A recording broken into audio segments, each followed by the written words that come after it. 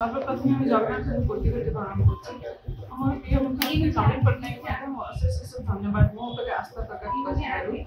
विके पांड्या को धन्यवाद जनावि पारादीप मो शशुर मो पाखे ना आप भल भाव जानते मो शशुर मो पाखे ना कि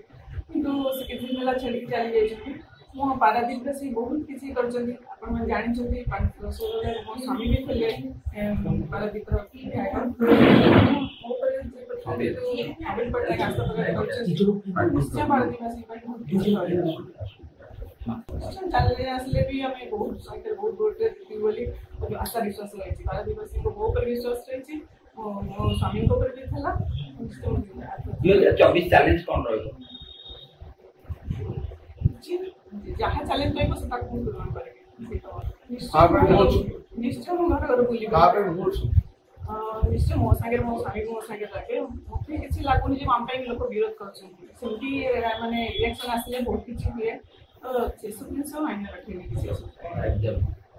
प्रथम शशुर स्वामी बर्तमान आपरे आस्था प्रसार अच्छी कौन प्रयास पारादीपवासी कौन निश्चय से किसी आस्था प्रकट कर निश्चय किसी जानते किसी असुविधा ना मोर स्वामी भी थे बहुत किसी कर मुझे किसी करी मो आस्था प्रकट रखी पारादीपवासी कौन आपन पारादीपवासी कौन संदेश कौन समस्त को धन्यवाद जनाऊँगी एकाडमी आम कम करूँ आम सागर भी अच्छा